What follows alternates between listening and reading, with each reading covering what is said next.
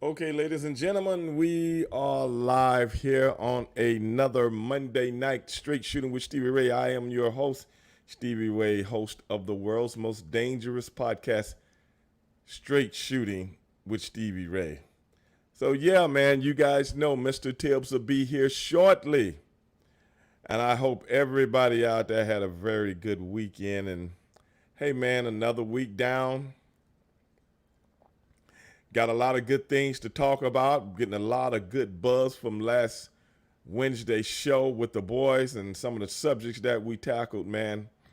And hey, I'm very good, I'm very happy that a lot of you guys was really into that conversation, man. So I told the guys, hey, we'll do it again. You know, if they want to do it again, we'll do it again. You guys want to see it again? Hey, we'll see it again. You know? Hey, Queen, what's up? But hey, man, that's what we'll do, you know? That's what we'll do.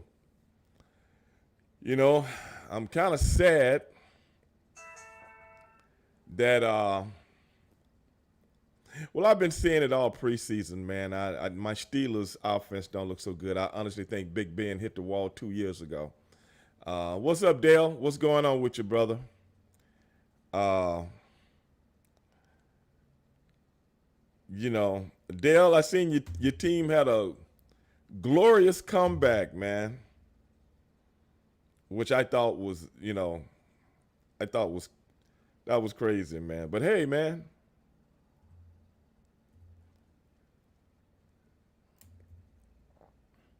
um, you got to do what you got to do to win some of these games, man. And that's the bottom line, man.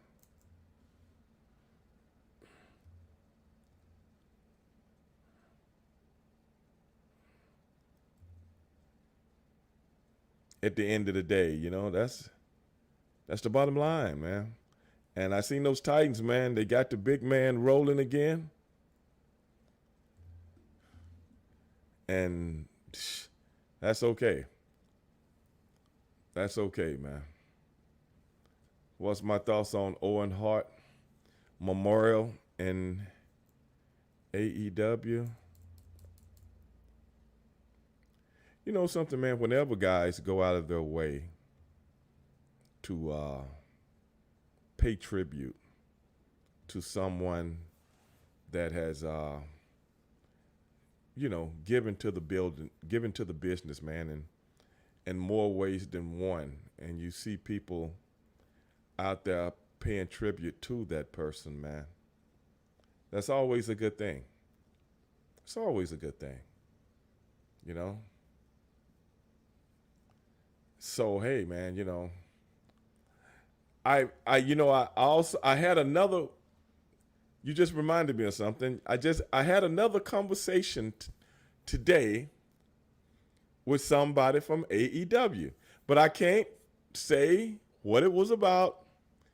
I can't say what was going on. I can only say I had a conversation again. That's the second one. That's all I can say. You know, I really can't go any further than that. You know, uh, I wish I could let you guys know more, but you know how rumors and stuff get started. You know, uh, guess you're talking about Owen Hart theme song. Yeah, I was, man. Calcutta. What's going on, Calcutta? Somebody was just asking me about it, so I was just making reference to that. But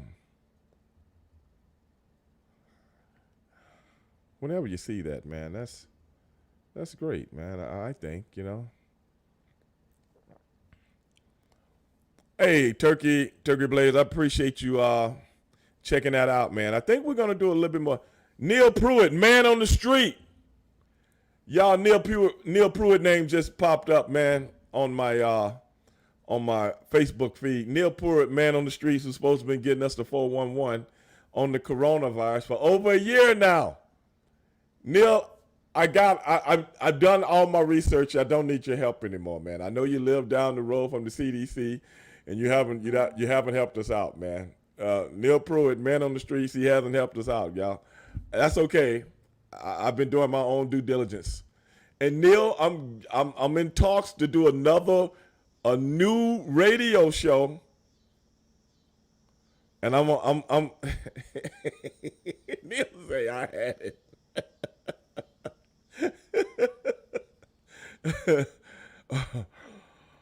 Neil, I might be calling you in. I got meeting with these people Friday, man. And I'm just saying. Okay, Neil. And I'm going to be talking about I'm going to be doing some, people always want to call me a conspiracy theorist and all that kind of stuff, brother. But I got to talk about it, Neil. You know me, man. I just can't let things, I got to talk about it, bro. Neil, you already know how we do it. Brother, I got to talk about it, man. I know it don't make a lot. You know, Neil, I might have to call you. I don't know. I'm having a meeting Friday, so I don't really know what's up yet. But if everything goes good, I'm going to be starting a new show. And with this show, I want to cover way more stuff than I cover on the show that I do right now. Okay? I know you will, brother. I know you will.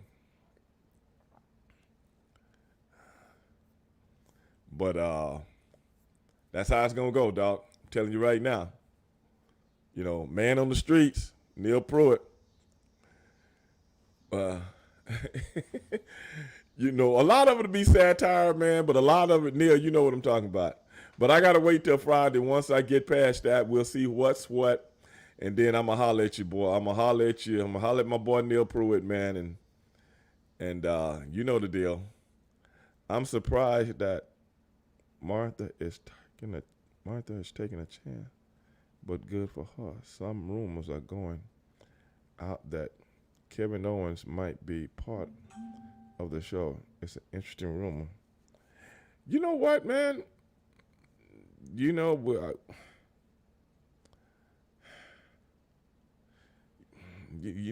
dog, I wish I was behind the scenes more, because some of these rumors kind of freak me out, Calcutta, sometimes, man. Seriously. Some of them kind of freak me out, so you really don't know what's what sometimes. But to me, I wouldn't, my opinion, just like last week or any show, a lot of things I wouldn't dive into, man.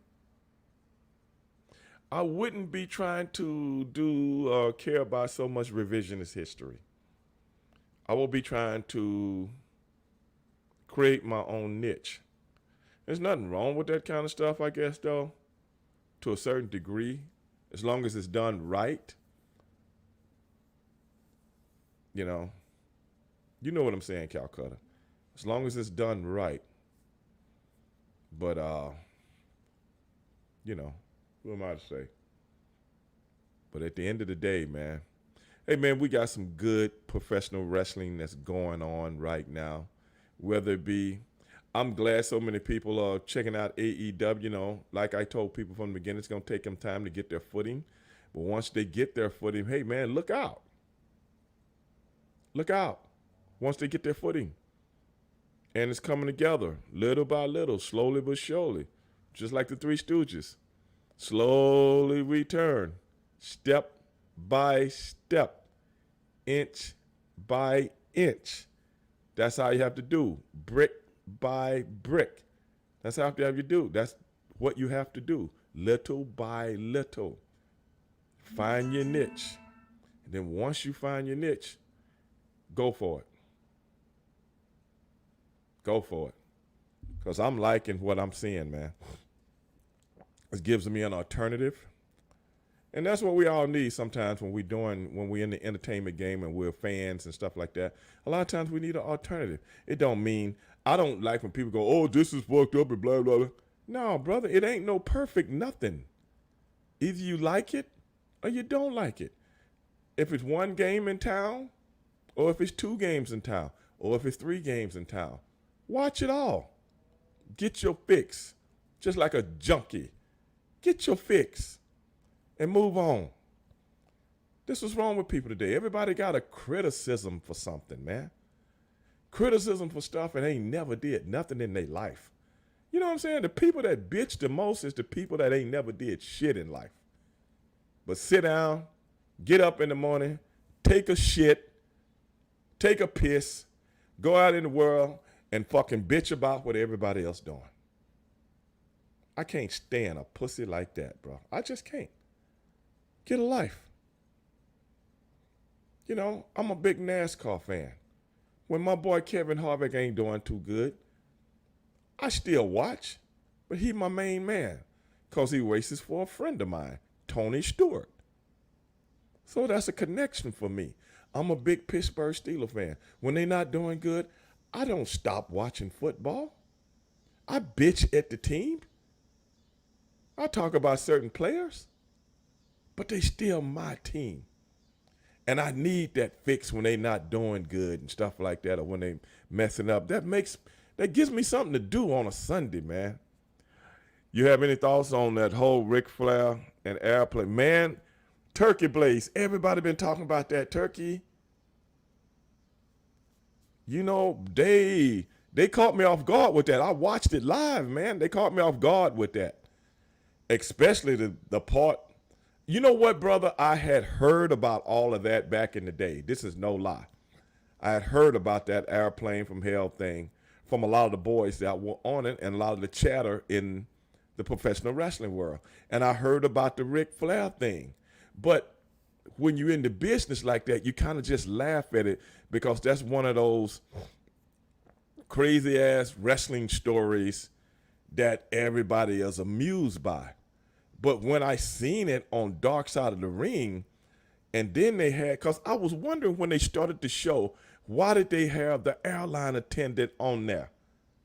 I never put 2 and 2 together until I watched the whole thing. And brother, Calcutta, come on, bro. I was like, brother, I had never thought about it like that. So I was really kind of torn. Like, if that was my wife,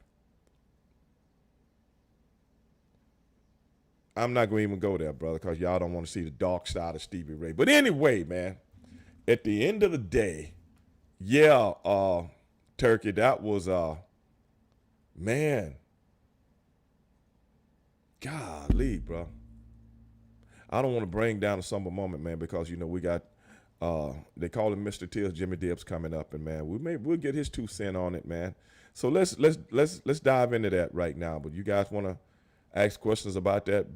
I'll be more than happy to answer them, brother. Jimmy, Stevie and Ray, can you hear me, brother? Jimmy, can you hear me? I can hear you loud. I can hear you loud and clear. Make sure my stuff is.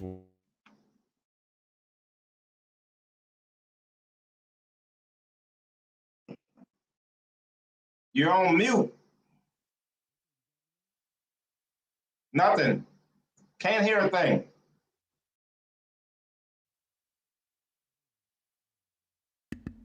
You got me now? There we go. There All right, we go. brother. All right, man. Stevie Ray, I'm here, Stevie Ray. I'm looking like I guess cleaner than a hotel in Chitlin, if you will. Why you dressed up, man?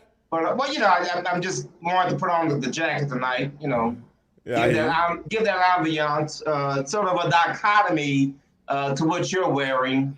Well, you know me. I throw a t-shirt on and a do-rag, and that's my gimmick. You're the antithesis of Jimmy Tibbs. Hell yeah. You know, it reminds me of those sayings, Stevie, that the rich people look poor because they're rich. The poor people are poor because they look rich. Right. You know, rich man going, what do I need something on the field? You know, because nice clothes make you feel good. Rich man said, I got a lot of paper. what I need to feel good. I already feel good when I get out of bed in the morning, you know? Absolutely, man. You see that all the time. 'Cause we like to flash. See, we like to show off. Oh See, yeah, man. we like to floss. But you know what? But we do that with each other. See, Oh yeah. you can't floss in front of white people. Look at my diamond ring from Sutton Diamond Jewelry. Yeah, my mother-in-law went to school with him. Right. So we have to floss in front of each other so we can get that. You know, Jimmy, before you came on, I had a few people asking me about the latest episode of Dark Side of the Ring and that, that plane trip from hell. Did you check that out, bro? No, I haven't seen that. I heard about it. I was listening to Jim Cornette, The Experience, earlier, and they did a deep dive into it. What did he say? Or do you remember? Well, yeah, just the thing is, when a lot of that stuff was going on, the culture was for wrestling fans. Like, Cornette said, Flair would get to the hotel or whatever, and most of the people there in the lobby were wrestling fans. So he would do these things for them. But the culture of wrestling changed, like you always say. It's become entertainment now, big time entertainment. So that's not going to work with today's people. They're going to be offended by the things that you do, because when you go to a hotel lobby, it's not just wrestling fans there. It's regular folk. Right. And they don't understand a grown man running around with a mink robe on and naked underneath, flashing people. Mm-hmm. They're going to be offended by that. Right. So it was a good interview. He had the producer of that show on his show, and it was real good. But no, I have not seen the episode. I've read about it over the years and heard the rumors and stuff, just like I'm sure you have. But oh yeah, I mean, like I was explaining to the guys, everything that they showed on Dark Side of the Ring, Jimmy, I had heard about. Right. But I've never put it in the context of which Dark Side of the Ring put it in. See, I didn't think about the people on the plane being people outside of a subculture. You see what I'm saying? I never thought about it like that, You just, when the boys telling stories, you just think about, you waiting for the punchline and different crazy things happening. It's like, But I'm going to be honest with you, man. Neil said we can't hear Jimmy on the. Oh, Neil, we're not on Facebook tonight. I didn't punch my Facebook deal, so you're gonna have to go to YouTube, or you're gonna have to go to Twitch to see the show where you can hear Jimmy. Neil, we're not on Facebook tonight for some reason, but Did you get banned, Stevie? What did you do? I'm gonna tell you exactly what I did. When I was setting up everything, by the time the show came on, I didn't have the Facebook. I didn't punch it in. I didn't punch it in. It was my fault. It was just one of those things. So Neil said, I was on Facebook on my phone, and I was talking with Neil Pruitt, Man on the Streets. Neil, it was back about a year ago. Neil stays not too far from the CDC, and Neil's got friends at the CDC. And me and Neil used to work together in WCW, and Neil was supposed to go down to the CDC and ask some of my questions that I want to know about this coronavirus. And I guess Neil went down there, and they shut the door on him, wouldn't let him in, So. Get out of here. Get out of here, Neil Pruitt. We don't know you no more, what I'm saying? They shut the door on him. So I was just talking to Neil about I have a meeting with another big internet radio station here in town. Oh, good for you, man. I'm glad to hear that. Friday. Okay. And Jimmy, it depends on how the meeting goes. If things go okay, and we agree to something, I was letting Neil know I might take things to another level. Even you too, Jimmy. All right. I might take things to another level. People, I'm tired. I'm frustrated, brother. I might take things to another level. You gonna have to after Wednesday night. because I caught the tail end of that, and I'm not gonna lie to you, Stevie. I kind of felt like Grady Wilson. I'm not gonna lie. Did you remember the episode when Fred had walked out on the show and he came back a couple of weeks later, and they had a party for him, right? And so he's about to clean the place up, or at least Lamont's cleaning up, and he says, "Pop, why don't you help me clean up?" And Pop says, "Well, get Grady to help you. He's been here while I've been gone." And then Lamont says, "Well, Grady ain't no help. Well, Grady hears all this shit." I remember that. Where you going, Grady? Leaving. I remember that. So he brings Grady to the kitchen and bullshits Grady. Well, Grady, I only said that because I didn't want Pop to know that you ran the place better than he did. Well, Pop hears this. Right. So anyway, I'm minding my own business. I tune in on YouTube the last 20 minutes of the show. Okay. And I hear Stevie Ray going off about Sonny Ono. That's my boy. That's my man. And then we did this, that, and that. Oh, and by the way, we'll be back Monday with Jimmy. So I'm feeling like Grady Wilson here. In other words, I'm the stepchild of the show.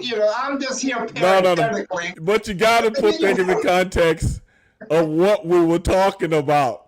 You got to realize what we were talking about. Sonny and I we've been knowing each other for fucking 25 years, man. You know what I'm saying? Me and Sonny have been knowing each other 25 years. And some of the stuff we've done together, I was just letting them know that's my man. And that's since what we were talking about. You remember the theme of the show. Right.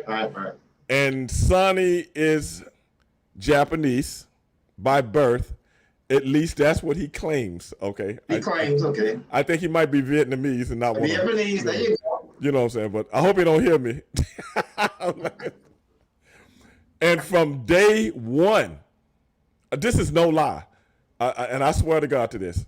Mm-hmm. From day one, Sonny and I hit it off like we had been knowing each other forever, like we grew up with each other. This is no lie. We used to have, I'm going to be honest with you, Jimmy. Me and Sonny and I used to have so much fun together. Golly, man.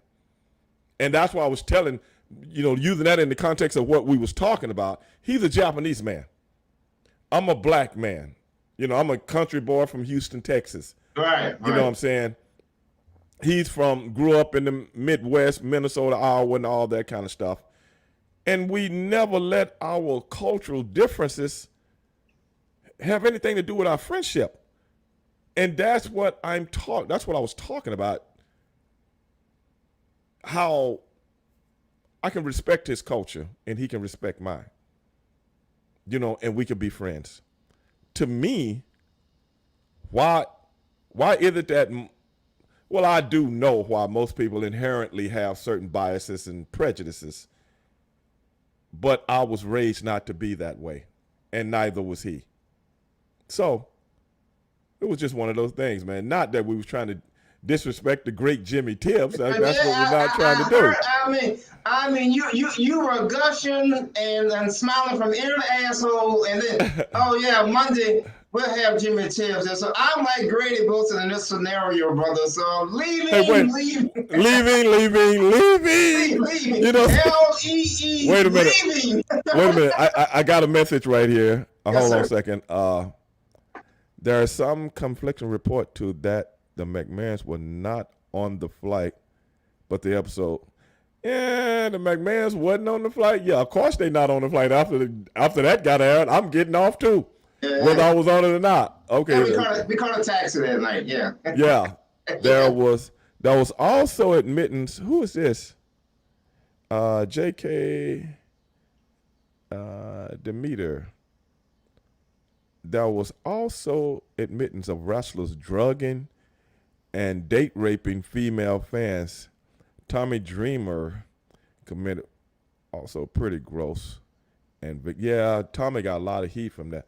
Now, as far as date raping and stuff like that, I've never participated in no shit like that because I'll be the first person to tell you, I know my beans from my cornbread. And I know a professional wrestling culture. That's what I've tried to explain to you and other people but you know more. You know more than most. It's all kind of crazy ass bullshit went on in professional wrestling that I know of that I can't even talk about, Jimmy. Right, I'm sure. I believe that. You know, I mean, I've told you this before. I mean, not even with you, and you, my boy. Well, off camera or something like that, I could talk to you about it. But some of the shit that was going on in professional wrestling that guys looked at and they laughed about these kind of things. And I'm like, just saying to myself and where I come from, these some sick son of a bitches. I ain't calling no names. I won't call out some of the things that I know that went down, but I'm just like, wow. But it is what it is, man. You know, that's interesting that you say that, Stevie, because today I met someone that you would have had an interesting conversation with this lady. Out here outside of Austin, a city called Horseshoe Bay. Hey, my cousin stay up there, man. I'm gonna be coming up there. I'm gonna cut you off. My cousin just moved to Austin, man. About 6 months ago. I'm gonna be coming up there to visit him, and I'm gonna holler at you, bro, when I come up let me know when. We can plan something. I can go to most definitely, show bro. or something. You can watch me do some comedy. Most definitely. Me and some of my motorcycle buddies might come up there, and we're gonna crash at your place. Oh, that'd be awesome. That'd be awesome. Yeah, there's plenty of room in the backyard. Plenty of room in the backyard. Yeah, absolutely. But this chick, man, she worked, and it was so funny because she looked exactly like Baby Doll, but I didn't want to tell her that because I didn't know. You know, you never tell a woman she looks like another woman. Yeah, I hear you. Yeah, but she looked exactly like Baby Doll, and she's a PR rep for the Tennis Association. Okay. Anyway, in Horseshoe Bay, Texas, they're building like a multi-million-dollar tennis facility out there. There's a lot of old money out there. A lot of old money. And so. Oh, wait a minute. That was Tavon that just sent that message in. Hey, Tavon, how you doing? But anyway, Jimmy, go ahead. But she was telling me that, you know, because she's in PR with the Tennis Association, she's met a lot of these people off camera. You know, the Chris Everett Lord, Martina Navratilova, all of them. Legends. And she said, you would be surprised how these people are off the. I said, no, I wouldn't, because I don't know. See, I don't know where it's written, because Michael Jordan can dribble a basketball and win 6 championships. He has to be a nice guy. Why can't he be an asshole? It's people. Right. You know, it's people. And it's like, I don't know where we get this from. And she, I don't want to give any names, but she was saying this one's an idiot and blah. I said, I can believe that. But their persona in front of the camera is something different. And she says things that happen that the public sees, she says, you would be surprised. It's completely different than what the media covers. I say, I understand it 100%. Right. That's the way it is. And I think back to when Tiger Woods was having his marital problems, you notice all of the golfers rallied around him. Right. You know why? Because they were doing the same thing. Exactly. It just, they were fucking on the side, and they were doing this and this. And he was the reason people were watching him anyway, so they didn't want to screw him up and screw themselves up. There go all our money. Right. Exactly. There goes all our money. So, and they were just, and they were all very politically correct. Well, we hope it all works out. We want him back out here. Absolutely, because they were probably doing the same damn thing. Well, I told a story about Tiger Woods the other night, but be that as it may, what a lot of people do, they put people that they see on television in some kind of stratosphere holier than thou as people. Why? And I've told my daughter when she was coming up, I used to always tell her, do not look at entertainers as the people you want to learn anything from. Appreciate what they do for a living because they're very good at it. But never look to people like that to be your guidance. You look at me. Yeah. You look to me or your mother when you want to learn something about something. I say, because when you read stuff in these Tiger Beat magazines and all this other stuff that's made up to make you think a certain way, so you start to look at celebrities as the people that know shit. Be honest, If you really listen to some of the stuff celebrities say, they the dumbest some of the bitches on earth. Oh, absolutely. Seriously. Absolutely. But they've got a skill set of being able to Right. read And a they, script right. and perform. But yeah. But I'm just talking about them outside. You hear some people, I remember years ago, they were interviewing Britney Spears about when George Bush was going to war. Yeah. You know, when they had lied about weapons of mass destruction. WMDs, WMDs, baby. And they were interviewing her, and she was on television. They did this shit on purpose. And I was telling my daughter way back then, I think everybody should just listen to the president and just, you know, put our faith in the president. What do you know about going to war? If you see what I'm saying. No. Who are you? How old was Britney then? This was 04? Well, how old was she then? 21? 20? That sounds right. Yeah, sounds right. A kid, a child. And why are they interviewing you anyway? Because she has influence over the young and ignorant. That's all. That's all. Just to make it seem like it's okay for George Bush to blah, blah, blah. No. As far as I'm concerned, when you hear experts talk about that same thing, what do they say? This man should be in jail for war crimes. Mm-hmm. This is no lie. Yeah. This is what people that, you know, when you look at that whole thing, and I ain't trying to get on that, but I'm just saying how they how they used her to influence. You're young and you're talking about, oh, Britney said this, oh, let's jump on, blah, blah, blah. Dog, come on. Yeah. Young entertainers, some entertainers, a few, some, it's a very few, are very, very savvy when it comes to a lot of things. Some are just very, very talented. Talent does not make you the most socially gifted person in the world. Yeah. If that makes sense. Well, no, yeah, it makes sense. But you can understand why people would look to them for guidance or whatever on these issues.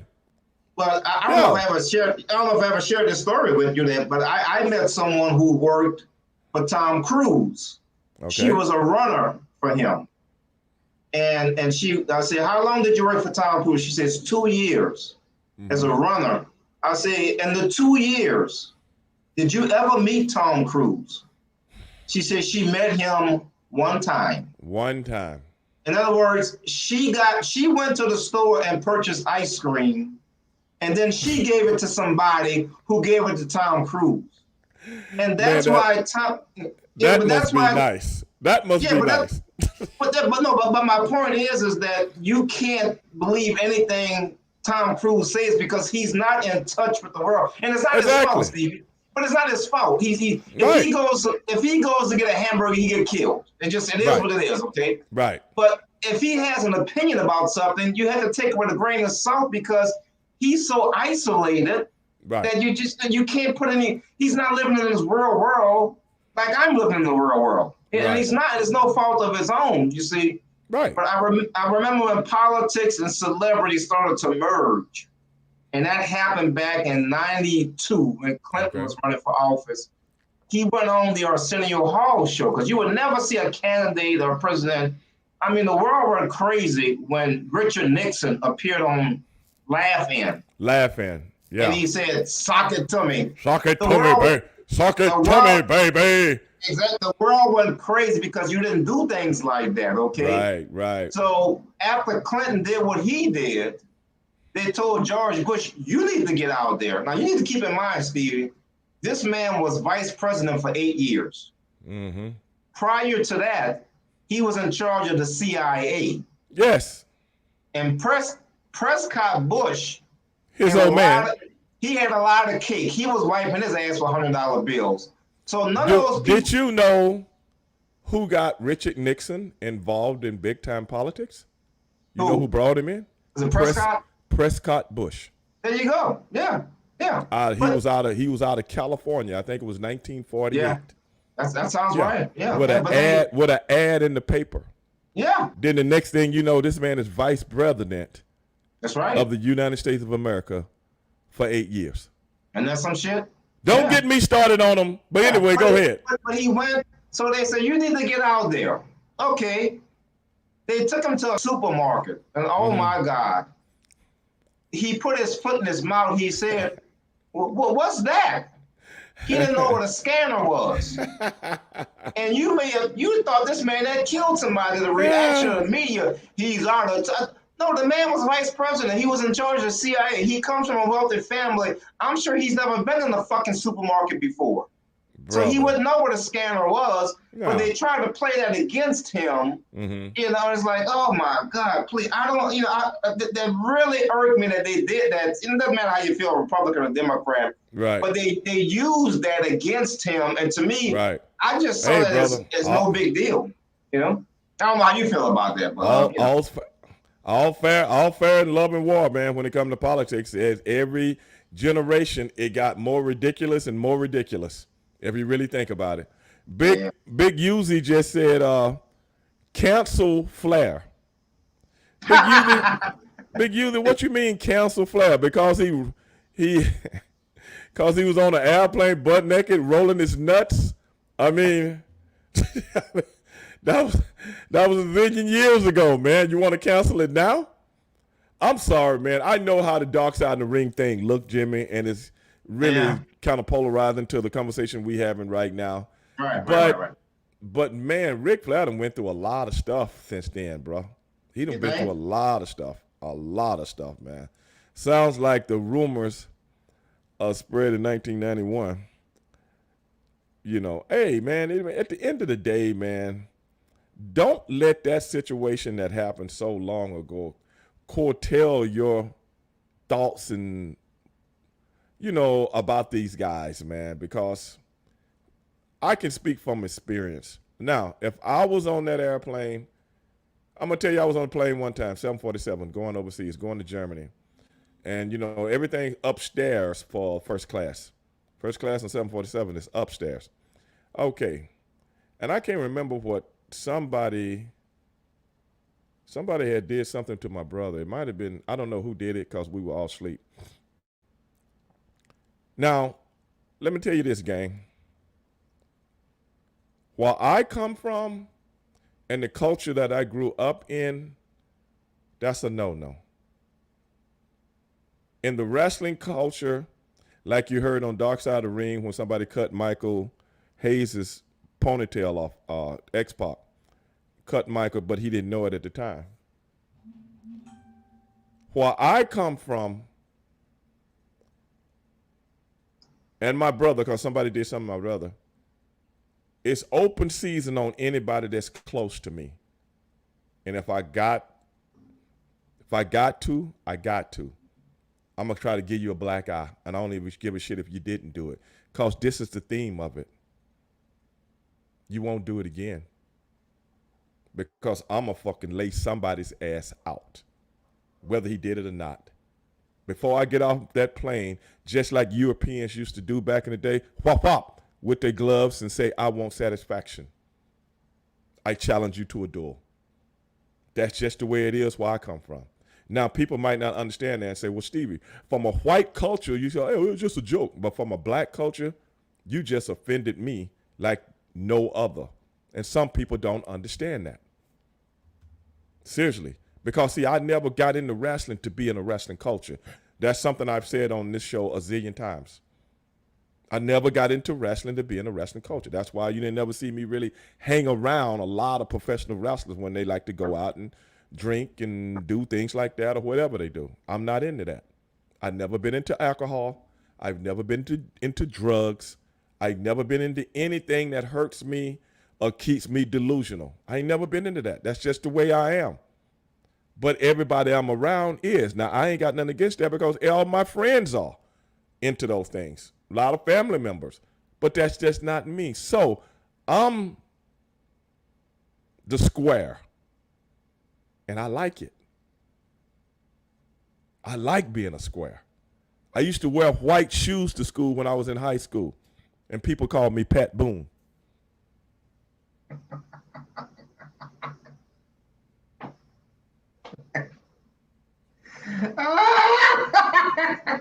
I knew you was John. I knew you was John, Stevie. You hear me? That's a true story. I would wear white shoes to high school, and people would call me Pat Boone, man. I'm just saying I like being a square because when I like something, I like it, man, and it's got nothing to do with what everybody else is doing. I've always been that kind of way, bro. But at the end of the day, it's just certain things from where I'm from. You just don't. I just don't get involved in because I know how y'all are. You know what I'm saying? Ric Flair going up, doing that with no robe. To them, that's funny. Where I come from is stupid. Right. Have you see what I'm saying? Where I come from, I'm like, I probably would have said, hey, look, dog, don't do that in front of her because that's the way I was raised. And I'm not in your culture. You know what I'm saying? I grew up on Richard Pryor. Yeah. I grew up on Richard Pryor. I didn't grow up on Jerry Seinfeld. You see the difference? Yeah. Yeah, but they can be, and I don't want to get to your other show, Black and White, but they can be uninhibited in the things that they do because they're governed by a different set of rules from you and I. But true, that's true also. See, that's true oh also. my God, you come out the bathroom with your fly open by mistake. Oh my God. When that plane lands, you gonna be arrested, you gonna be booked, saying.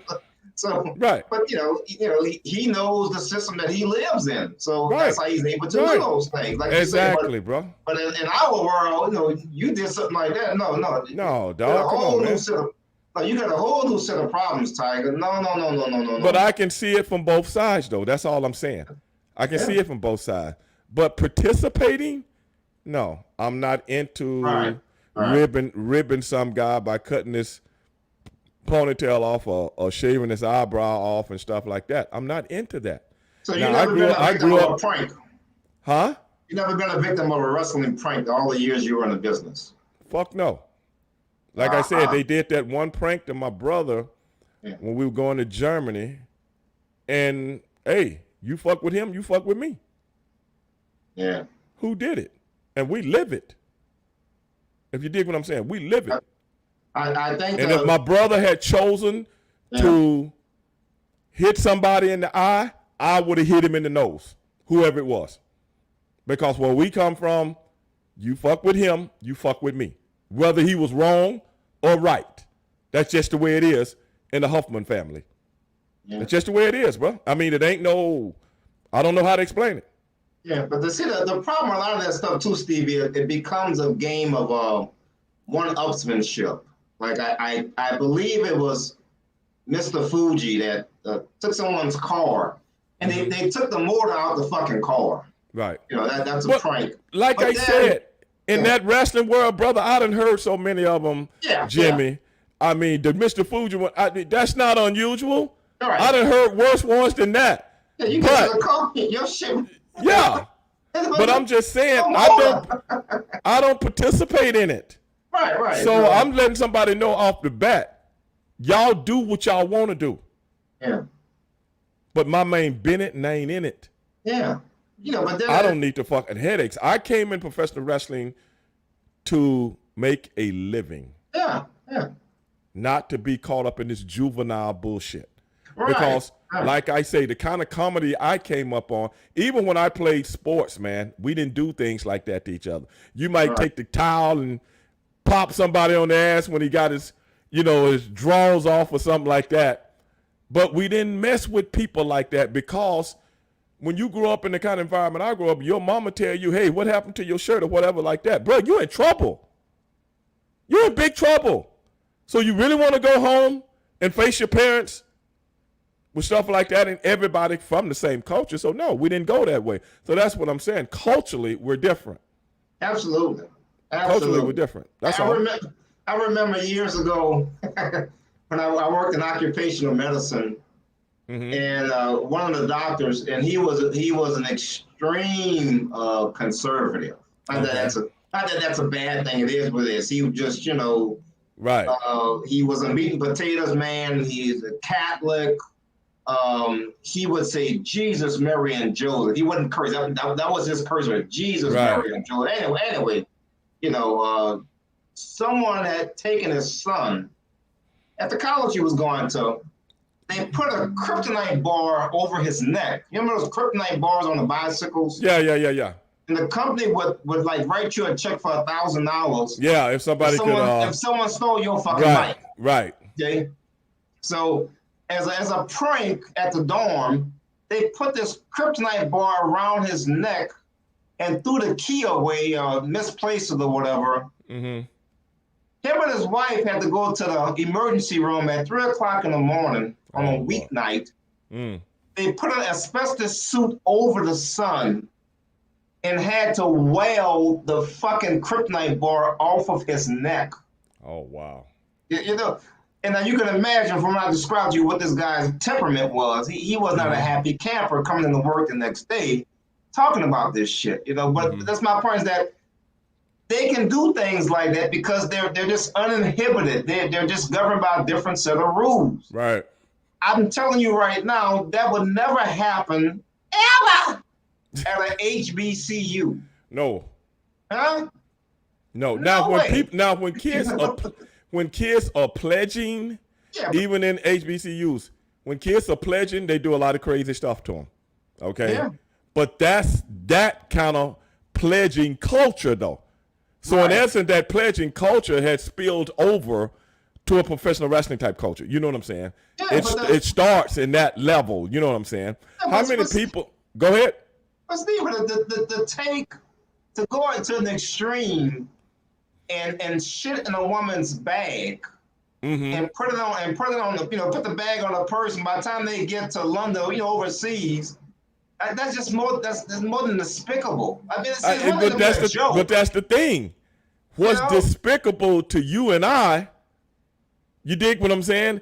It's hilarious. It's hilarious to someone else. And if you doing it around it all the time, it becomes normal. Whereas abnormal, certain things in professional wrestling, as abnormal to me, is so normal to them. Yeah. And I ain't trying to say I'm outside of, I'm just being honest. I'm one of those guys that never participated in that kind of stuff because I don't understand it. And, a lot of, let's say, African Americans might get into this stuff and to feel like they're fitting in just like a child at a new school, whereas you are a inherent minority, you will start trying to fit in by doing certain things that they do. All right. You see what I'm saying? So nobody's above it in a lot of ways. Nobody's above it. I was just one of those guys who was like, well, I already had my own business before I got in this business, so I don't need the juvenile stuff, brother. It's okay to mess with people. It was always little things going on here and there, but I'm talking about the extreme stuff. Absolutely. You know what I'm saying? I'm talking about the extreme stuff. Like super gluing somebody's shoes up on the wall and he can't get them. I've seen that happen. Yeah, I can just see homeless things. Like someone that... Like Dude just said hazing. Exactly. Yeah. How many times we have seen Dude hazing go too far? That somebody ends up dead. How many times? Yeah. And then everybody at the school's like, oh, we didn't know he had a weak heart. Yeah, right. Well, you know it. You know it now. Because he's dead. Yeah. Or we didn't know he had alcohol poison. We just made him drink 155 shots of whiskey. We didn't know. Yeah. And now he's got alcohol poison. And now he's dead. Okay, it was funny, right? But he's dead. Yeah. I'm not saying, professional wrestling goes to that extreme, but some of the stuff we seen on Dark Side of the Ring, man, it was it brought back memories, man. And I'm gonna be honest with you, Jimmy, I hadn't really thought about a lot of that stuff until I seen Dark Side of the Ring the other night, bro. Yeah. I had it's a really good put show. it out of my mind. You gotta check it out. Yeah, I didn't catch season 2, and now they're going to season 3. Was this the first episode? I think so. Because I just happened to trip over it, if you know what I'm saying. I wasn't even looking for it, and I seen it say something about first episode or something like that. I can't remember what it said. So I left it on there while I was watching something else, and then I went back to it, and I heard I'll tell you what it was. I had heard when they was talking about the first episode was going to be The Flight from Hell, but I thought it had already showed. So when that got, I was like, oh man, this is the deal right here. Man, it was season 3, part 2. That's what Calcutta just told me. Okay. Wow. So it's a two-parter. Wow. Is it a two-parter? Or maybe that was the second half. Maybe what I saw was the second half. Okay. Maybe because Dooney just said, "Yep, okay." So that was the second half that I saw. I didn't see the first half then, Jimmy. Yeah, I didn't see it. Wow. But it's you know what? This is good, interesting stuff. Because like I said, I forgot about it. Yeah, I thought I thought the one on Benoit was really good because. Oh yeah. What they think happened is that the wife said, "I'm leaving you and taking the child with me," or she said, "Didn't I tell you to take the garbage out?" In other words, you would process those two things differently, right? Right. You know, and they think something like that may have occurred where he just snapped. Bro. You know, and it's oh God, it was a hell of an episode. It was. But I mean, a lot of times the way they put things together, it makes you think. It makes you think about things that you hadn't thought about before. And it's very how they do that. Yeah. Even if you don't like wrestling, I mean, when you and I watch it, we know all the inside stuff. But right. If you're just a person just watching it, you're drawn to it, even if you don't know anything about wrestling. You're like, right. Damn, this is so, you know what I'm saying? It's so well produced and well written. They're very good, man. They are very good at putting together those documentaries. They're very good, man.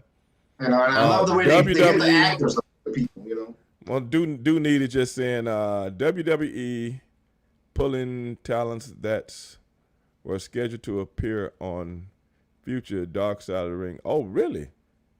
Did you read that? Dooney said certain WWE guys are being pulled. They're scheduled to be on Dark Side of the Ring. They don't want that publicity. I guess not, do they? They don't want that publicity. People like who do need, because if they don't have a contract or something with WWE, how can they pull the talent? How does that work, Jimmy? I don't know, man. Because when you're doing a documentary, you can show a likeness of a person. You don't have to have him on there live, and a picture. Yeah, that's what I like. I like how they show the hazy, someone pretending to be that person, and you know, and they're like, that guy looks just like Bruce and Brody. you know, but it's an actor. You know, it's you know, you know what I'm saying? Like, oh, that's how he would look, man. It's kind of cool, isn't it? Yeah, you know, show him getting in the ring. Yeah, they do it on your brother. I'll be the guy. I'll be the one with 26 written on my cheek. That'll be me. Dooney just said, I read it earlier, Stevie and Jimmy. No names were mentioned. I don't know why. I think that helps. But then again, the way WWE is now, by them going straight mainstream entertainment, I can see how that can be a deterrent because of the different sponsors that's involved with their product. Right. So yeah, now I see what you're talking about. Yeah, I can see that, Jimmy. Think about that. Yeah. Oh yeah, absolutely. You don't want no heat. You don't want no heat or bad press when you're trying to impress the big wigs with the big money. Yeah. But it's a corporate thing. It's a corporate thing now, you know. It's a corporate thing now. Yeah. Did you remember when you were on WCW? I just thought it was hilarious that you could not say the word sissy. No. You know what? Did you know that? I don't remember the words that we couldn't say. Yeah. But you couldn't say sissy. You couldn't say a foreign object because of what was going on internationally. You know, my point is that's what happens when a corporation owns a wrestling company. Did you see all the words that Peacock then got rid of? No. Oh, everything that you talking about right now. Yeah. Right. Everything that you talking about right now, Peacock then got rid of so many different names. Calcutta, you know what I'm talking about. Find them and put them up there. Who was Calcutta said, I'm waiting for the Chris Canyon. Yeah, the Chris Canyon one is going to be good. I wonder if mentioning Michael Hayes, Sean Waltman, Brock Lesnar, etc. from the story. You'll see Calcutta.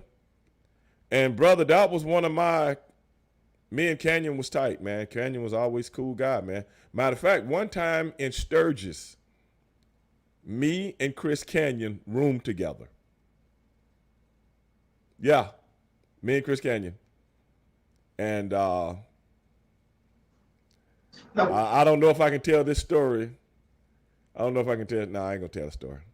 Was he the guy? Was he Mortis or something like that? Or he had a gimmick for a while. And then yeah, Chris was that, and also Chris is the guy that trained so many people to get them ready for WCW down at the wrestling school.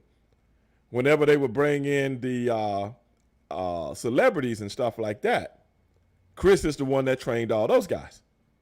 The Rodmans, who else was that? Carl Malone's, my boy with the Green Bay Packers. Yeah, he trained all those guys, man. You know, it's sad. You know, I mean, I'm gonna be honest with you. I had heard that Chris was gay, but where I'm from, brother, I came up working in clubs, brother. Years ago, you know, back when I started working in clubs when I was a teenager, bro. So I was around the gay people all the time. Yeah. I was around gay people all the time. I'm talking back in the late 70s. And being gay ain't never been no problem for me, bro. Ain't never been no problem for me. But it was for him. See, it was for him. The culture. Yeah. Because there was a story out that he was moving or something, and the people helping him move, the guy stumbled as he was carrying the boxes. The box spills open, and it's all this gay paraphernalia, magazines and that kind of shit. Right. So he quickly called up Jim Mitchell. And Jim, you gotta, look, I'm not gay. You gotta cover. They say it was yours. It's a rib, and then, I'm talking about Sinister Minister, Jim Mitchell. Right. And he's like, man, I don't care what you do in your own private life, So it's sad that they probably held him back based on that, because I know if he'd have been in WWF, they'd have made a fool of him for sure. Yeah. It's one of those things, man. It's just so sad that he had these issues with depression and bipolar, and wound up checking out. Yeah, man. It was just sad, man, when I heard that about Chris. Cause I'm gonna tell you, man. He gave a lot to the business. See what I'm saying? He was a selfless, person. He was good people, bro. I'm gonna tell you right now, Chris Canyon was good people, man. But that's the people that end up getting shit on, though, Stevie. You know what I'm saying? Hold on a second. Alan Lou, Iron Sheik make come on gays when on Howard Stern. What the fuck does that got to do with us?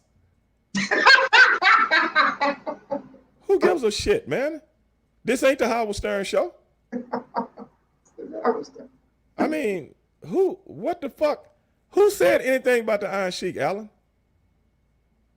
Really? What the fuck the Iron Sheik got to do with what we talking about?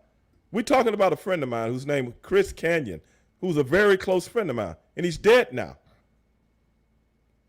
And the non-acceptance of his homosexuality might have had a lot to do with him being dead right now. And you bringing up some shit like that, Hulk Hogan, you are gay. Well, Alan, maybe you gay. You want to come out the closet? You want to come out the closet on my show? There you go. What about doing that? You want to come out the closet on this show? Or does it sound like that's what you're doing?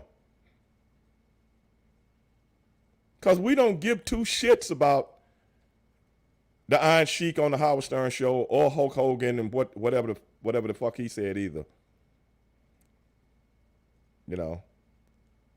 Like Iron Sheik said something about gay on Howard Stern. Who gives a shit? Go get on somebody else's show and talk about gay people in that fashion. Call up Sheiky. Right. Let Sheiky break it down. But you see, here it is right here, Stevie. See here it is right here. This is it in a nutshell. What's that? The peacock. You can't say wrestling. You can't say belt. You can't say heel. You can't say run. You can't say kayfabe. Right. And there's more. I'll look them up. See, in other words, this is like taking basketball and not saying hoop. not saying court, not saying fast break, not saying. Yeah, I was reading that. I was reading that somewhere about all the stuff you couldn't say with Peacock, and I was like, man, you can't say nothing anymore. Yeah. What's up, fan sport? B Wolf. Yeah, Canyon was a hell of a fucking wrestler, man. I just don't know what kind of demons he had because I never witnessed them, but I also know he felt as though he should have been in a better spot than he was and I think he actually believed that because he's being gay held him back. I honestly believe he thinks that, man. He thought that. But like I said, man, it was more than him that was Rick. My boy Neil just said Rick Rude was the closest to the line when doing interviews. Oh yeah, you're right, Neil. What's up, J Speeds? Jack Outlaw. Jack, where the hell you been? The Jersey Triad. You remember that? Jack, you remember that feud that the Jersey Triad had with me and my brother? That wasn't fair. It was 3 against 2. That was my daughter told Bam Bam Bigelow, told me not to be friends. Remember I told the story about my daughter saying I couldn't be friends with Bam Bam Bigelow no more?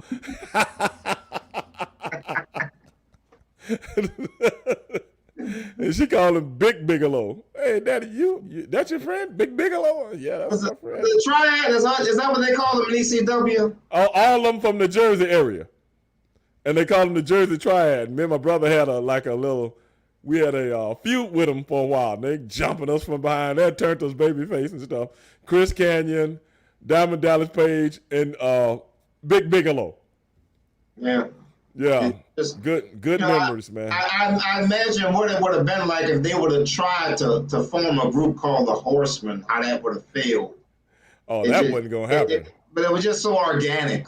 Yeah. It was just so, in other words, they all played off of each other. Arn was just a casual guy. Rick was a fashion plate. Right. Tully was the ass. So it was a good mesh. Right. And just like and fans may not remember this if they didn't live in Louisiana or Arkansas. I love the Rat Pack, DiBiase, Dugan, and Matt Bourne. Oh man, was that good? I love me some Rat Pack, man. It was organic. It was organic. Just, you know what? Yeah, we look at this shit. We go form this thing, man. Right. And They ran that territory. They ran that fucking territory, man. I remember that. Matt Bourne. Oh man. Yeah. Matt Bourne used to do that finish where he jump off the top rope and do the fucking bomb, you know what I'm saying? Sit on you. Was that a finish or what? Oh God. And what's funny, as a footnote, if Matt Bourne wouldn't have got fired in Georgia, because they were going to push him and Arn Anderson as the top heel team in that territory.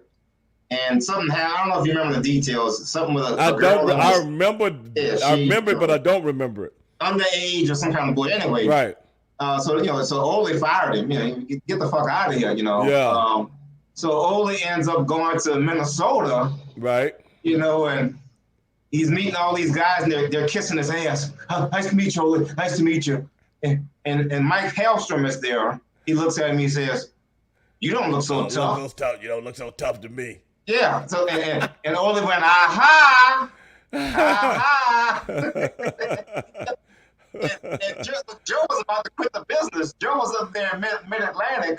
Right. And there was a TV match, him against Jack Briscoe, and Jack Briscoe beat him. But you can see a flash of something there, Right. Big, strong guy, that's how it used to be, man. You had to come up through you had to come up through the trenches, man. Oh yeah. But Jack beat him, and he's about to quit the business, and they said, "No, we're gonna send you to Atlanta," and the rest is history. Right. And to this day, I still laugh at the Road Warrior gimmick the first time he appeared. It looked like the Village People on steroids, with the shorts up his ass, and it was like the toodles. know what? And all the times I met Joe, I was always afraid to bring that up because I don't want the guy to beat my ass, But he did look like he looked like he went to the Blue Oyster after the matches, but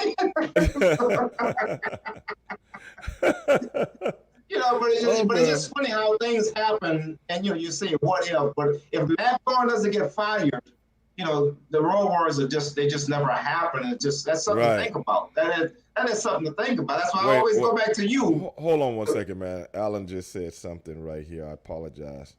Canyon went on Howard Stern and came out after he got fired, and the Sheik was on Stern and was asked his thoughts on Canyon. We know all that, Alan. I'm in the business. My brother was on Howard Stern. We know all of that, bro. But we don't make fun of people on this show, bro. We don't do that. We don't do that, bro. Just because the Iron Sheik said this, that, and the other. Sheik is a friend of mine, too.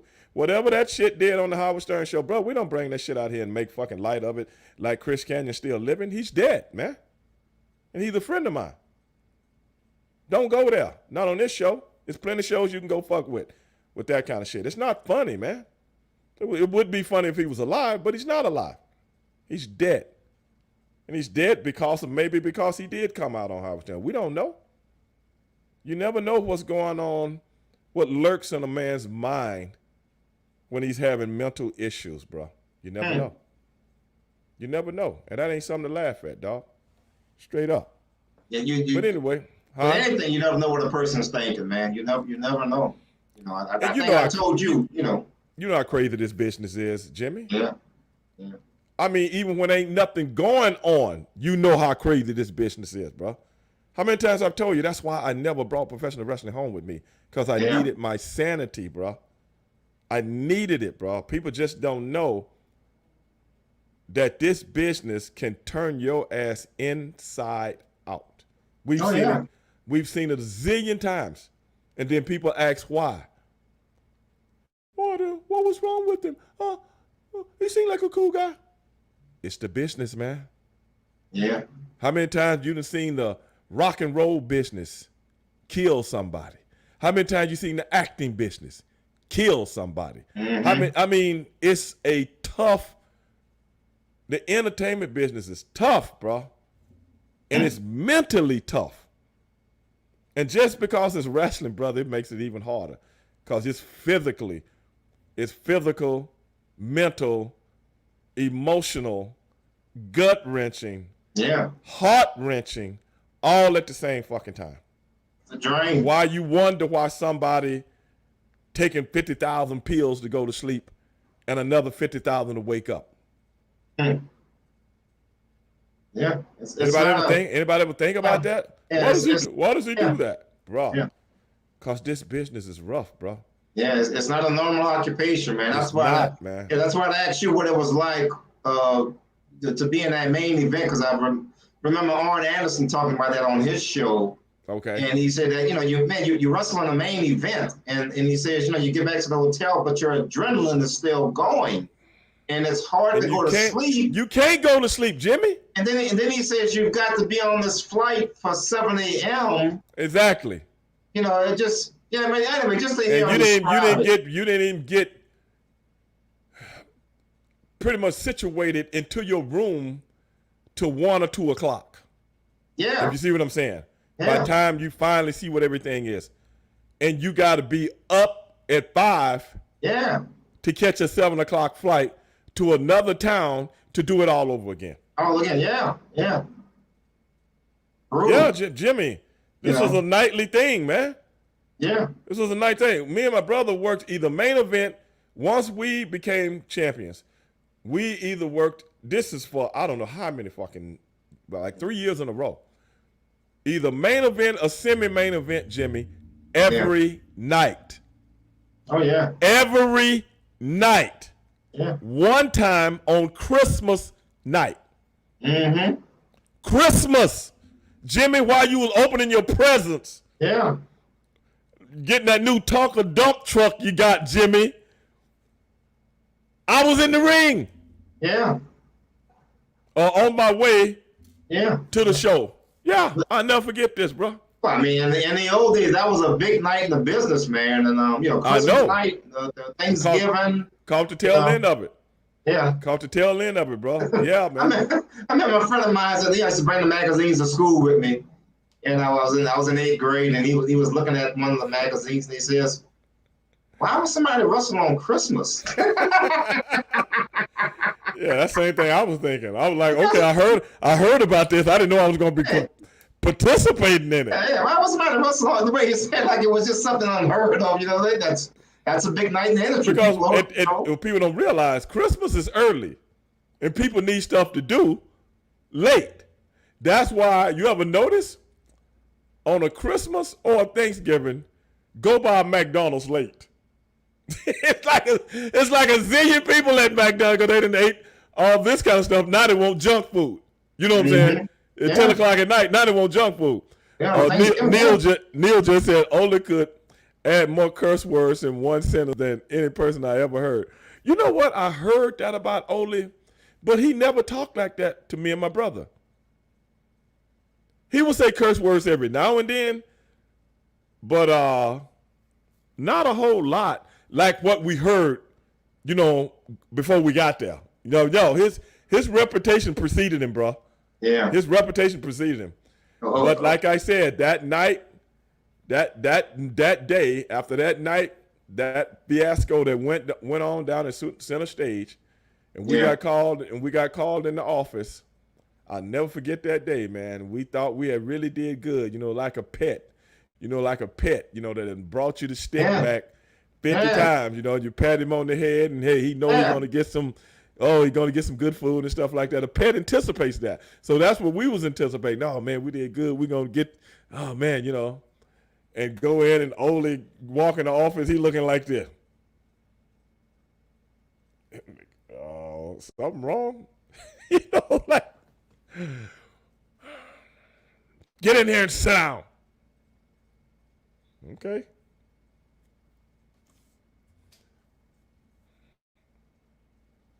You know what happened last night? Last night was the biggest blah, blah, blah. We like, what is he talking about? We did good. They told me, I was giving work to send y'all asses back to Texas. I know. I'll never forget that. Send us back to Texas. Damn, we just got here. Oh my God, man. That was the buzz of the whole North Tower Turner Broadcasting. The shit that went on when Rob Parker went out with us, and the people that was there said he looked like a plantation owner with two guys. I was like, Lord, we didn't. I explained the story many times, but wow. But I told him, only fought for us, man. I can't tell people how important that was to us. Because he knew talent when he saw it, okay? You ever read that story about how he made Tommy rich? Did you ever read that story? Okay. Abdullah the Butcher beats the shit out of Tommy Rich. TV match. And Tommy Rich, he's in the ring, he crawls to the ropes, pulls himself up, does an interview. I'm gonna keep coming back, Abdullah. He slowly till he got the best of Abdullah eventually. Okay. You know what I'm saying? But he knew how to make someone. That raw talent, and he saw that in you and your brother. So he only kept Thunderbolt Patterson because he was afraid of getting sued. But he knew you guys were the real McCoy. That's why he fought for you guys. You know what I'm saying? A lot of people don't like Ola, but he tells the truth. See, there's a lot of Ric Flairs and Randy Savages out there. They are, but the culture is so different now. Right. And that's why you're not seeing these guys come to that level. Like I said, if you guys were going to the WWF when y'all came out, you'd be just like the Bushwhackers. They'd have had ice cream cones. You guys, y'all would have been as soft as goddamn orange peel. Yeah, exactly. But that WCW was the right spot for you guys to go because it was kind of a throwback, and Ole he recognized that, man. Right. He had his ways. He was cantankerous. Right. But he knew this fucking business in and out, man. Mad respect for that guy, man. Mad respect for him. You know what I'm saying? So do I, bro. Because like I But said, that, man, but did you see on the TV, easily, brother? huh? Yeah. No, go on. Finish your point. Finish your point. Like I'm just saying, he could have easily said, "This ain't gonna work." Yeah. Adios. Just to save his ass or keep the heat off him. He could have easily said, "No, this ain't gonna work, bro." Yeah, bro. I wanted to get your opinion on something, brother, real quick, because I was watching the news, and not too far, I guess, from you, they're turning back all these Haitians and sending them back on a plane back to Haiti, but they're not. You notice they're not saying immigrants; they're saying migrants. Migrants. You see, you got to watch the words, Stevie. So I wanted to get your opinion on that. Well, they've been using that word migrant ever since Donald Trump came into office, and he was talking about building a wall to keep the people from Mexico coming out. Okay, when the people from Cuba, which is right in the same area as Haiti, right? Now, when all of those people were coming over here, what did they call them? Refugees. Refugees. See? You see how things change? Okay? Remember when all those Cubans, that influx of Cubans coming from the same Caribbean area. But let's call it what it is, bro. Let's call it what it is. You know, it's 340 million people in the United States of America. And most of the land in this country is inhabited. Think about that. I done been in every state in the union. It's enough land in this country to put another billion people. But you scared of the Haitians. And why is that? You know why? Because they look like me. And they look like you. That's why. People use this kind of stuff to influence their base. It's just like I was doing the show with Black and White with Vince Russo and the guy Potts came on the show, and I asked him a question that I had for Vince, but he couldn't answer, from a black man to a white man. And I asked him a simple question: why do white people go out of their way to fuck with black people for no fucking reason? Like Simone Biles, who ain't never did nothing to nobody, and we have a politician right here in our state, right at the Capitol, right up there where Jimmy Tibbs is. Go out of his way and call that girl a coward. Mm-hmm. Remember that? Because if you pick on black people, you can incite your racist base. Now, I'm just telling it like it is. Just telling it like it is. Okay? That's what he did. Then when everybody jumped on his ass, he apologized. You see what I'm saying? Because ever since Donald Trump has been in office, it's okay to influence your racist base. So that's what all these politicians were doing. They're just jumping on the bandwagon like everybody else. Because this is the ultimatum that I gave them. When you saw Michael Phelps, who I consider the greatest swimmer to ever live, and I love the guy. But when you see him out there smoking dope on camera, and when you see him got 2 DUIs, whereas when you driving intoxicated, can't you kill somebody? Because I had a friend of mine killed. You understand what I'm saying? Years ago, in a DUI, somebody ran a red light and killed him.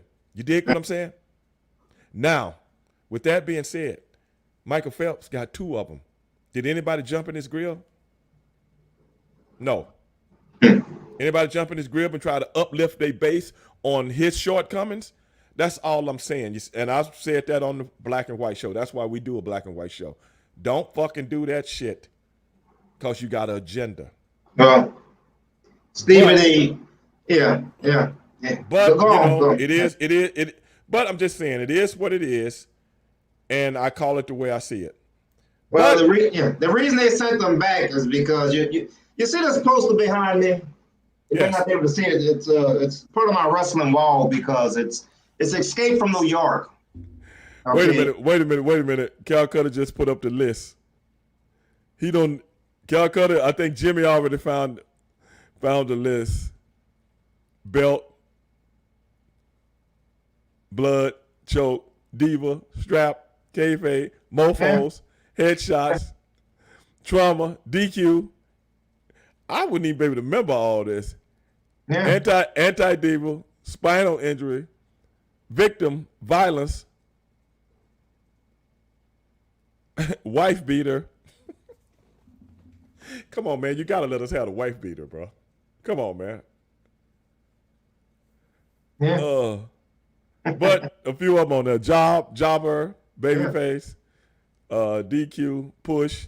Damn, what can we say now? You That's see what I'm what those are culture words, Jimmy. Those are culture words. So you see how I'm saying the wrestling culture is being taken out of professional wrestling. Thank you. But anyway, go ahead. Thank you. But Go ahead about your movie, escape from L.A. yeah, well, I've got that poster. It's part of my wrestling wall because Ox Baker played an Escape from New York. Damn sure did. In fact, I got he autographed the picture right before he died. He autographed the picture for. I got it tattooed on the poster when I get it framed. Anyway, I'm watching this movie. It came out in '81. I'm watching a year later on HBO in '82, and the movie's about 1997. That's a zillion years from now to me. Okay. And I'm saying all that, Stevie, to say that 2045 is not that far away. And do you know what's going to happen in 2045? No. In 2045, whites will be a minority in this country. Yeah, I know they said that. I didn't know what year. 2045. That's not that far off. So yeah, so we've got to send these people back. We can't have this. we can bring in the Afghanistans, and we'll do something to make the Asians honorary white people, blah blah blah. But we can't be overtaken by this. That's what's going on. This is what I want to know. How many Haitians was it? I think it was a couple. It ain't that many people in Haiti. Yeah. Do you know Haiti is still trying to pay the banks of America back all the money that they're owed from what the French did to them years ago? Do you know Haiti is still paying that money back? Yes. Yeah. They left them in debt. That debt ain't never gonna get paid off. No. But see, but I think what's gonna have to happen, Stevie, is hold your own nuts. In other words, go back to your country and fight. Right. Don't come over here. Just go back. Just go back and fight. Yeah. And that's for Afghanistan. Everybody, just go back and fight. You make your place a democracy. You take your right. Do that. Don't come over here, and suffocate us. And that's what's going on, man. Suffocate. Yeah. Suffocate. Yeah. Daniel just said, don't say wife beater, just say Steve Austin her. Ah! Good one. That's a good one, Stevie. That's a good one. That's a good one. We're gonna give him. We're gonna send him to the R. Kelly trial to cover that. How about that? I mean, they won't leave R. Kelly alone. There's always a new one popping up. You notice that? It's always a new chick popping up. And you know what's so sad is that when you listen to those songs now, they're very disturbing. Your body's calling me. Yeah, because the body's underage. You know what I'm saying? All those songs are about him. I don't see nothing wrong. Right. Yeah. With a little bump and grind, I don't see nothing wrong. There's plenty wrong if she's 14, Robert. He don't see nothing wrong with it, Jimmy. Yeah, but that's why the songs are so disturbing now. To listen to them, you're like, oh my God, all that shit. That's what was in him. Was like, oh my God. But that's why the rumor was he had to marry Aaliyah because she was underage. And she was underage too. Yeah, he had to marry her.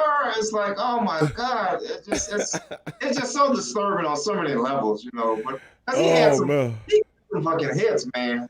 My boy, Cal Cutter said, "Who did R. Kelly piss off?" But this the thing, though, bro. I'm gonna finish the show with this.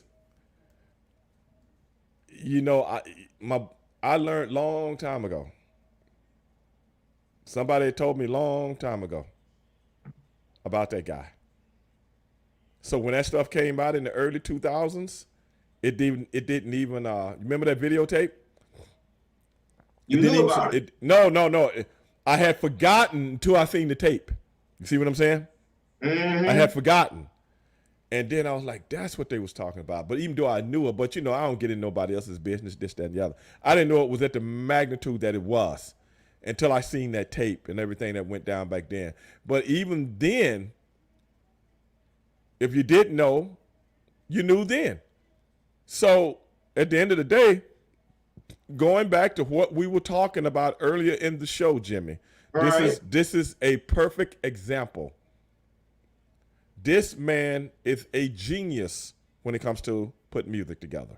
He is a genius. No doubt. And illiterate at the same time. Okay? And that's something? His wife attests to that. But it goes back to what we were talking about earlier, how a person can be so gifted and so talented, but so disturbed at the same time. So disturbed. What people don't realize, this man is sick, but in his mind, it's normal. And by the fact that you're making so many people money, everybody turns their head to it. It's only when you get to that point where you're not making everybody money anymore, when the old crab's hands come and touch you on the shoulder. Now, if somebody had a mess with him years ago, I got $50 million in the bank. Every lawyer going to step up and try to get that, bro. It's the industry. You know what I'm saying? Look, let me wrap it up real quick. Let me wrap it up real quick on Calcutta, if you don't mind. Go ahead. Yes, Calcutta, I did. And my mom was a huge fan of The Price is Right. And for whatever happened that day, we didn't have school that day. So we stayed home. And The Price is Right came on, and the guy said, "Douglas Baker, come on down." It was Ox Baker, and I went fucking nuts. Really? And you would never guess who was on there a year later. Now this was in the summer. This was in the summertime, so I was home. A year later, they said, "Come on down, Ricky Steamboat," and I went ballistic again. No. And when I saw Ricky Steamboat, I said, "Do you know what Ricky Steamboat and Ox Baker have in common?" And Ricky said, "What?" I said, "Both of you guys appeared on The Price is Right." Yeah. So anyway, I did see that episode. Of all the episodes for me to see, I saw Ox Baker on. And when you've seen the Price is Right, when they spin that wheel to the end, towards the end. Yeah. I know it. The damn wheel spun so long it almost went next door to the Young and the Restless taping. It was just Yeah. And Ox Baker, big old dude, man. And brother, I'm gonna have to go look that up on YouTube or something like that. Look up Ox Baker on Price is Right. It'll pop up and say Ricky Steamboat was on there too. But did he win anything? Yes. He got, I don't know if he bid over or under whatever, but he won and he got up to go on stage. Wait a minute, Ox basically should be on there for a charity, and so should Ricky Steamboat. No, this was back in the old days, and Bob Barker said. Oh, this is before they was famous. Oh, this is 1981, 1982, long time ago. Well, Ox was pretty famous back then. Yeah, and he said, well, might have been 79 or something. It was a long time ago. Anyway, and the Bob Barker said, he says, "Douglas, what do you do for a living?" And he says, "I'm a professional wrestler." And that was the first time I saw a professional wrestler outside of his character. Oh, and wow. I was fucking freaking out. So he gets up on stage. He wins the game, but at the end he gets to spin the wheel. I was just going crazy. And Ricky Steamboat did the same thing. He won. Whenever they bid on something, 249, whatever, Right. And Ricky got up on stage, and I didn't realize how big Ox Baker was. Ox a big dude. But when I saw him standing next to Bob Barker, good Lord, Bob Barker looked like a fucking midget. He was just so big. But anyway, I saw that question. I had to respond to that. But I saw Calcutta put that up there, but I thought he was ripping you. No. That was true, man. Yeah, old Ox, man. He was. Unbelievable. Yeah, it was. And Unbelievable. Stevie, just to see him out of character, because he was smiling, he was jovial, he was affable, he was everything that Ox Baker wasn't. Mm-hmm. And he's got his name on there, Douglas. Right. Douglas Baker, and I'm like, okay, well, his real name is Douglas. I'm just going crazy because we didn't have internet. Well, Ricky Steamboat real name ain't Ricky Steamboat. Well, they didn't say Richard Blood. They said Ricky Steamboat, and it was on the tag, and he went up there, and it's same thing, man. But now he looked proportioned to Bob Barker, but he was muscled up. But I want to say that was 78 or 79 with Ox Baker for sure. And Dog, maybe I'm gonna have to look that up. I'm gonna have to look that up maybe tonight. 81 with Ricky Steamboat. But like you said, I don't know. It wasn't for a charity, but they did call him out the audience. I don't know if it was rigged or what. But a couple of us, the Samoan women, have been on that show, and Bob Barker hated them because they would always pick him up. And he didn't like that. You know what I'm saying? So but Google that, man. He started running from him. He started running from him. Are you Samoan? And he would just take off, Oh, God, that are the old days, man. See, my grandma was a great trip. show, man. Still a good show to this day. But my grandma would trip you out, Stevie. She'd say, "What's on the TV, baby?" "Oh, The Price is Right." "Any black people on there?" "Turn the channel, baby." They used to always have some black people on there. That's one show. It was from the old school, because my dad would do that shit. If he, when the clicker first came out, he'd be clicking, and every time he would see somebody black, he would stop on it. Right. And, I'm a kid, so why are you stopping on that? When he would see someone black, and he would see that. Yeah, he would just stop on someone black. Keep going till you get the gun smoke. Keep hitting that clicker. You know what I'm saying? Yeah, but I think I come from a different generation. Just like but it never occurred to me that Andy Griffith Show never had black people. Leave It to Beaver. Those are just shows to me. I never looked at it. But if you're older, they're just TV shows. Yeah, but if you're older, that's how you would see it. That how come I don't see any black people on Andy Griffith? And then you probably would want to look at it. So anyway, it's just funny how different generations look at things differently. You know what I'm saying? So now, Dooney just said Moses Gunn, actor in the 70s and 80s, was asked to appear on Let's Make a Deal, but he declined. Oh wow! You remember Moses? That's Bumpy on Shaft. That's Bumpy on Shaft. Yeah, Moses Gunn. Yeah, he was. He played on Good Times. He was on. Like I said, first thing I ever seen him in was Shaft. He played Bumpy, the one they was looking for. That Shaft was looking for his daughter. Remember that? 1971. And he sent the two dudes down there to get Shaft, and Shaft beat him up, threw one of them out the window. Now, did Bumpy tell you to mess me up?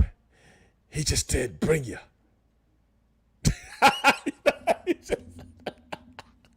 I did not know that, but you know what? It reminds me, and I know we kind of talked about it tongue in cheek, but I really would like for you to take one of the Wednesday shows and make it a all black exploitation, because your knowledge on that stuff, I am serious. Your knowledge on this shit is just, it's like you're like an encyclopedia. Pam Grier, Coffee, and then you name all the people that was in the movie where it's like, shit. All the lines and stuff like that, man. So see, my first movie exploitation was 3 the Hard Way when I was a kid. Oh, I love. I just remember. I still got a VHS version of 3 the Hard Way. Yeah, and that's why when me and my brother and Sherry were together, we would call ourselves 3 the Hard Way, because I had saw that movie one night before we did a show. The next day we had to do some promos and stuff like that. And that's when me and my brother started calling us, saying, "Yeah, baby, you got to deal with us 3 the Hard Way." So that's where we got that from, man.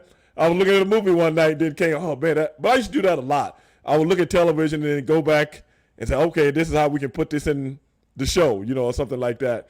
Like I'm looking at the movie The Tower in Inferno one night. You know what I'm saying?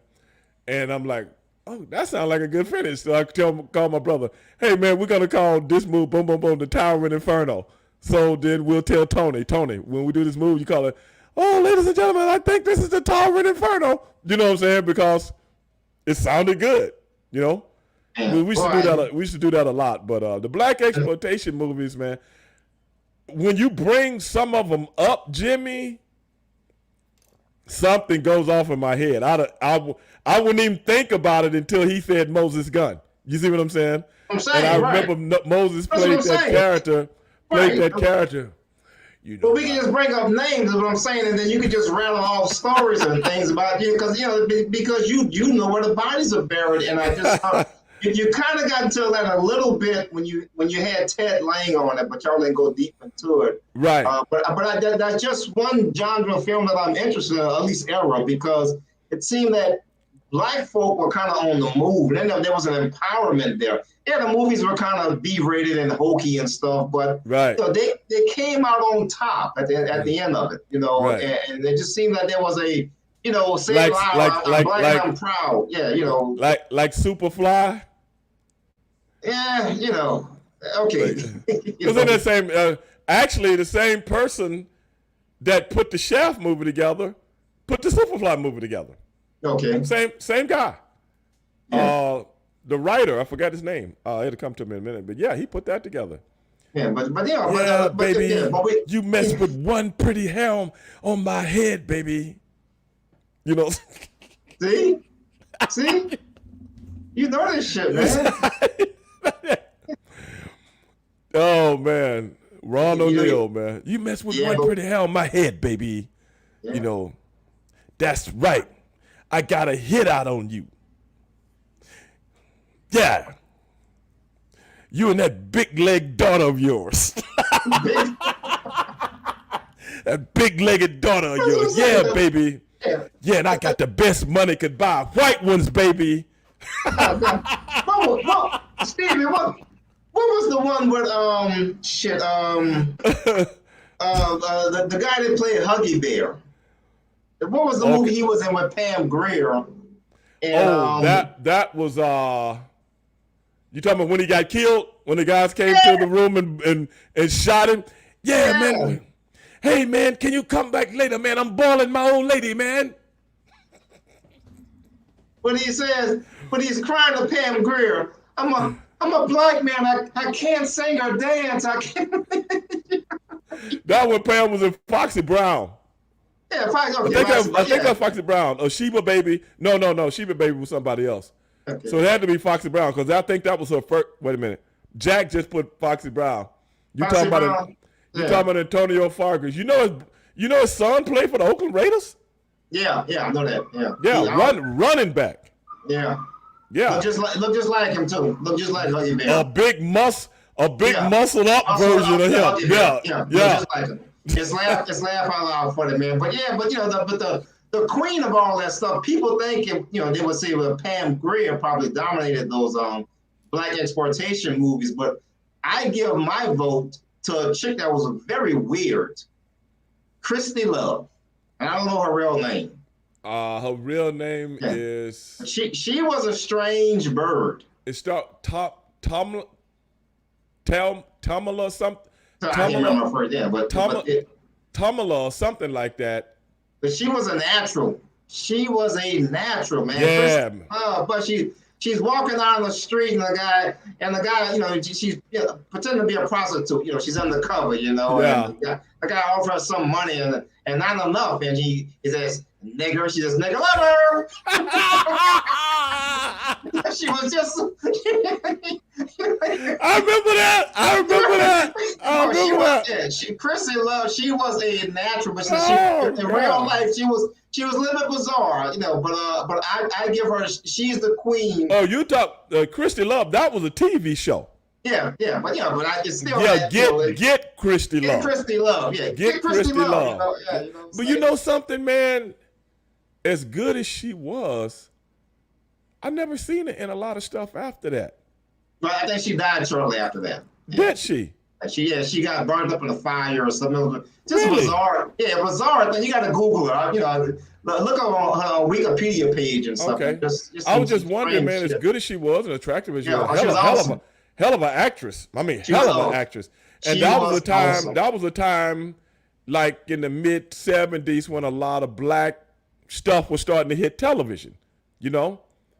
But anyway, brother, Yeah, we're gonna cut it short, man. We got a long one tonight, Jimmy. I might have to splice this one up into 2 shows, man. Yeah, I know, man. I know. I'm part Indian, and my tribal name is Chief Running Mother. I talk so goddamn much. No, brother. I mean, everything flowed so well tonight, from what we started on to what we ended on. We end up on the black exploitation movies so much, Jimmy. We might just have to do a whole show. I think on Wednesday. But you know who loves those shows? Vince Russo. See? Vince Russo. He has appreciation for it, man. Well, he's from the same era, and some of those shows he remembers and stuff. And I do a lot of the characters and stuff sometimes. Yeah, but I think you would be a natural to host something. I mean, we got to do research, and we got you got to see if you can bring Ted Lane back or somebody else from that era. Well, you remember me and Ted talked about the black exploitation era. Right. And some of the shows that he was in, but by the mere fact that we was talking about him and his career, that was just a part of his career, so we couldn't really get knee deep into it. Right. But I think you're right. Someone who was a writer or something like that during that era, like. You just gave me an idea, and what I'll try to work on is maybe I'll send Ted an email and give him the idea that you came up with, and we sit down and talk about it with somebody that if he want to bring somebody else in, you know what I'm saying, that was a producer or a writer, something like that. And there's so many fascinating people in the business, man. Boris Watkins, I don't know if you know Dr. Boris Watkins. He had on his channel, he had the guys. Well, you've seen Soul Train, the Bill Cosby, the Cosby Kids, the Fat Albert. Right. Well, the guys that did the animation for all that, he gives 2 old black guys. He had them on his show, and you talk about a fascinating interview. I mean, these are just 2 well-spoken older black gentlemen. Right. And they're telling you how they came up with, the drawing for the Soul Train and, the animation for it and all that. Anyway, it was just a very fascinating interview from someone who was behind the scenes. And I think people like that bring a lot more to the table. Not saying that Bill Cosby wouldn't. We all know who he is, but it was just a very good interview with these 2 black gentlemen, and it was very captivating. Right. That how they got started in the industry, and no one really give them any work and that type of thing. And Bill sought them out to do his characters because he knew they would do justice, drawing mushmouth and dumbed down and all that kind of stuff. It was. So I think you can find someone, or you and Ted can find someone that was a producer or director's helper or something that could give a lot of insight to this. And I think it'll be a hell of a show, man. I really do. Hey, that's something to think about, bro. I never really. All right, buddy. But anyway, dog, I gotta go walk Sebastian. So. All right, dog. I'm B1, baby. That's him, ladies and gentlemen, the great Jimmy Tibbs. And hey, man, I appreciate everybody hanging along and riding with the big train tonight.